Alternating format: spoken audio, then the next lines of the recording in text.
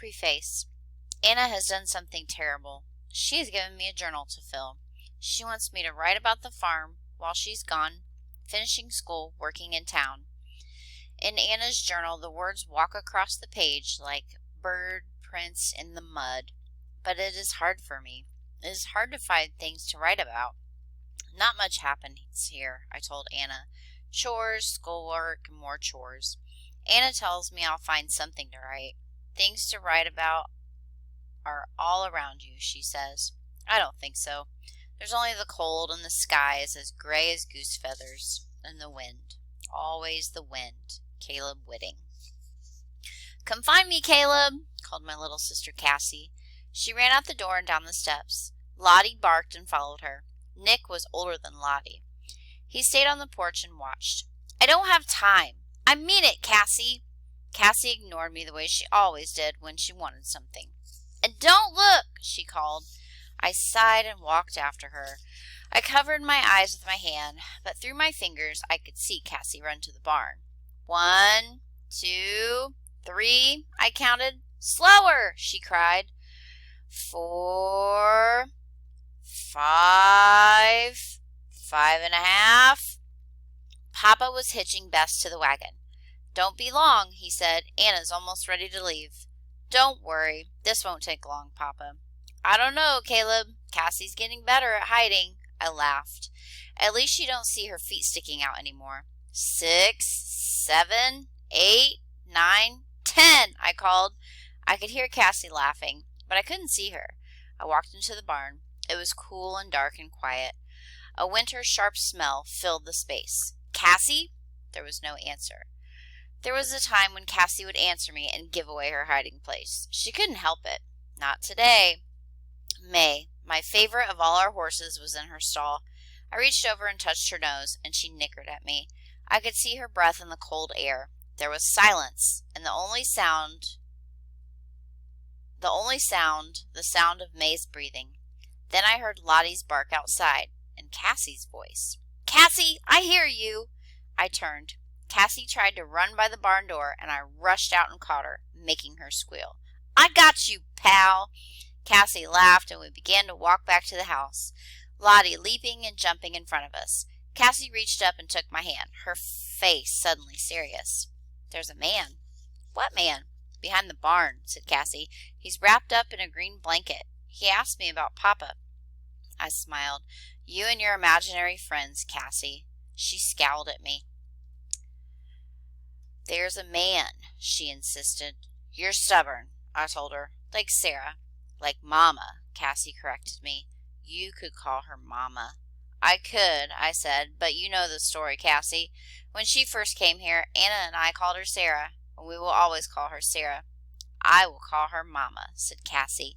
I picked her up. She was so light, and Cassie put her head on my shoulder as we walked to the house. A man, she whispered in my ear. Do you have everything, Anna? Sarah wrapped biscuits in a towel. Give these to Sam. Papa looked over Sarah's shoulder. Some, he said, not all. Sarah smiled. Papa never gets enough biscuits, said Anna. Anna tied up some letters with a long ribbon. Min, our orange cat, leapt up, trying to catch the ends. Her mother, Seal, slept in a basket by the fire, opening her eyes every so often to check on all of us. Justin's letters? Asked Sarah. Anna nodded. I read them over and over, she said softly. Sometimes I feel he's standing next to me. Everyone was quiet. I used to tease Anna about her boyfriend, Justin. I called him just in time, but not anymore. Justin had gone to Europe to fight in the war, and no one teased Anna now. I think she worked for Dr. Sam because Justin was his son. It made her feel closer to Justin. Letters? Said Papa, his voice low. You were the masters of letter writing, you and Sarah, said Anna. What does that mean? Asked Cassie. It means they wrote letters to each other before they loved each other, said Anna. I never got to write letters, complained Cassie. Papa smiled at her. No, you came much later. You came during an early snowstorm, I told Cassie, with wind and snow and cold. I remember. We all remember, said Anna, laughing. Did I come with letters? Asked Cassie. No, said Anna, but you can write letters to me in town. I will, said Cassie, excited. I will write you 100 plus 7 letters. Here, Caleb, said Anna. She handed me some books. What is this? I asked. My journal, said Anna, and new ones. It is your job now. Mine? I'm not a writer like you, Anna, I said. You'll figure it out, Caleb. 1 page at a time. I can't. Everyone's not a writer, Caleb, said Anna, but everyone can write. Sarah looked out the kitchen window. What is it, Sarah? Asked Papa. I thought I saw something. Someone. Maybe over there. I don't see anyone, but I do see the beginnings of snow, and the wind is picking up. Let's go. Snow, said Cassie, and wind. Will someone be born? Sarah and Papa laughed. Not here, Sarah said. Not tonight. We picked up Anna's suitcase and packages and went out the door. She saw the man, whispered Cassie. Come on, Cass, there's no man, I said. I took Cassie's hand and went out where snow was coming down. Sarah looked worried. Anna, I want you to be careful. There's so much sickness. I know you worry about the influenza, said Anna. So many are sick, said Sarah, putting her arm around Anna. So many have died, and you see the worst of it. I love working with Sam, said Anna. You told me once that it is important to do what you love. I said that, did I? Said Sarah. You did, said Anna. You did, said Cassie, making Sarah laugh. The snow was falling harder now so that we couldn't see the clouds anymore. It's so early, said Sarah, pulling her shawl around her shoulders. It shouldn't be snowing. There are no rules for winter, Sarah, teased Papa. This is the prairie, remember? Sometimes winter comes early. If the snow is heavy, I'll stay in town with Jess. Sarah kissed Papa and Anna, and they climbed up in the wagon. Papa flicked the reins over Bess's back, and the wagon began to move off. Snow began to cover the ground. Anna, I called suddenly. Anna turned. I ran after the wagon. I'll write about winter, I shouted. Anna waved. I stood watching Papa's wagon wheels leave the small tracks on the wet road. All around me was the soft, surprising sound of snow falling. In the quiet, the prairie seemed larger than ever. I'll write about winter, and if I'm lucky, maybe something else will happen. Chapter 2.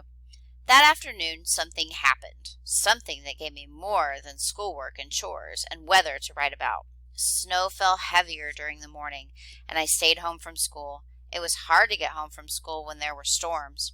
Once we had to stay all night in our schoolroom, sleeping close to the wood stove, in our coats and hats and mittens, making our lunches last through the night, listening to the wind moaning around the corners of the school, listening to Mr. Willett, our teacher, snore.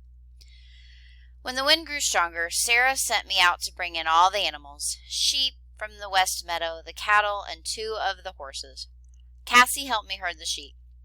The wind blew Cassie's long hair loose from under her hat. Do we like winter? Cassie asked. I looked at her quickly. I could tell she wasn't kidding. Cassie asked questions because she wanted to know the answers, like Sarah. I looked at Cassie. She looked back at me, her eyes as sharp as Sarah's. My mother died when I was born, so I didn't know if I was like her. We like winter sometimes, I said. She carried a bucket of grain in front of the sheep. They followed her as if she were their mother. I don't like this, Cassie said. I opened the barn door and the sheep ran inside. You like to skate when the slough freezes over, I said to her. Cassie smiled. I like that part of winter. We closed the sheep pen. The smell of fresh hay filled the barn. Cassie sneezed. Now for the cows, I said. Cassie frowned at me.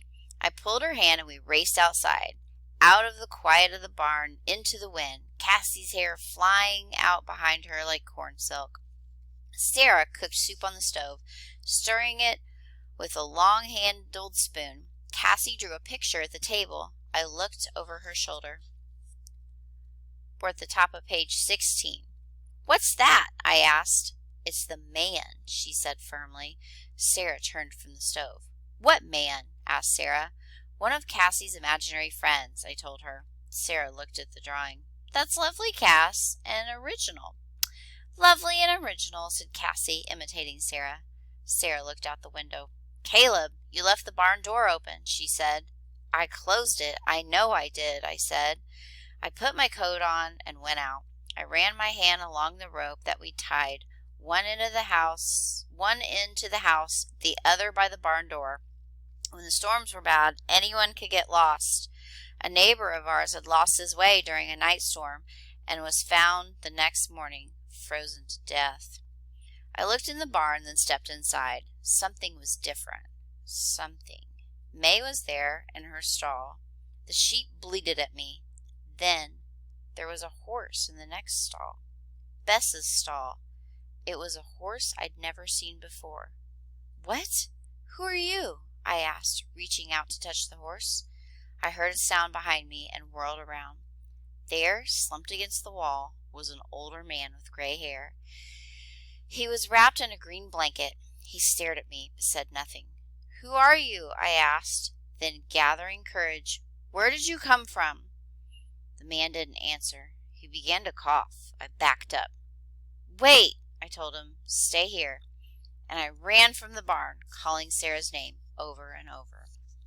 Top of page 18. Sarah hurried after me to the barn, her coat flung around her shoulders. "Who is he?" she asked. I shook my head. "He didn't say." We opened the barn door, and the man looked up at Sarah. She stepped inside and closed the door. "Are you sick?" she asked. "There's influenza here. I have to protect my children." The man shook his head. "I'm not sick," he said, his voice low. "I'm cold to the bone." Sarah reached out to touch his forehead briefly. "You don't have a fever." "No, I'm just cold." Sarah paused, then made up her mind. "Help me get him inside, Caleb," she said. "There's no need," said the man. "I can rest here, in the barn." "You'll do no such thing," said Sarah. The man stared at Sarah for a moment. You could tell he thought about arguing with her.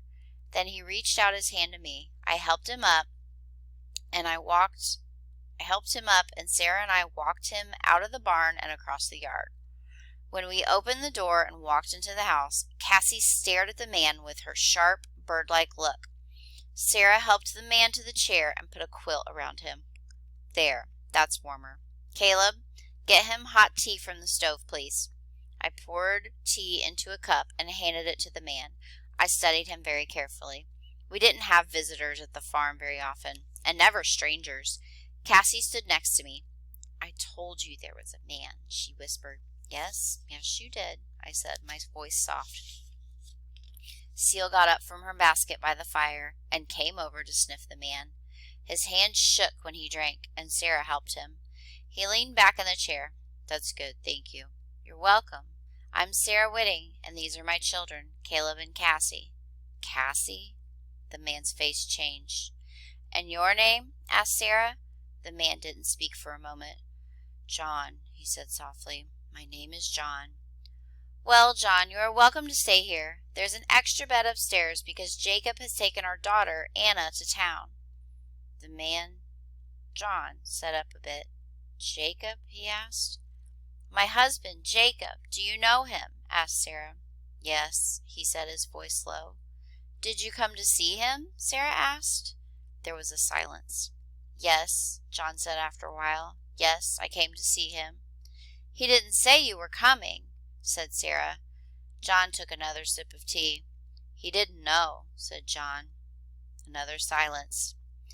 "Caleb, John's tired. Please take him to Anna's room so he can rest," said Sarah. I took John upstairs. He stood in Anna's room, looking around.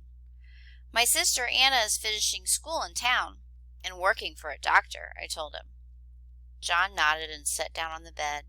He looked out the window, not speaking.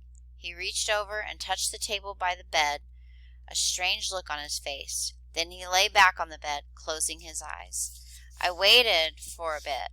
Seal appeared in the doorway and jumped up on the bed beside John. She lay down. So we're at the top of page 22. I want to encourage you and your student to read the rest together, or encourage your student to read the rest on their own to finish up chapter 2.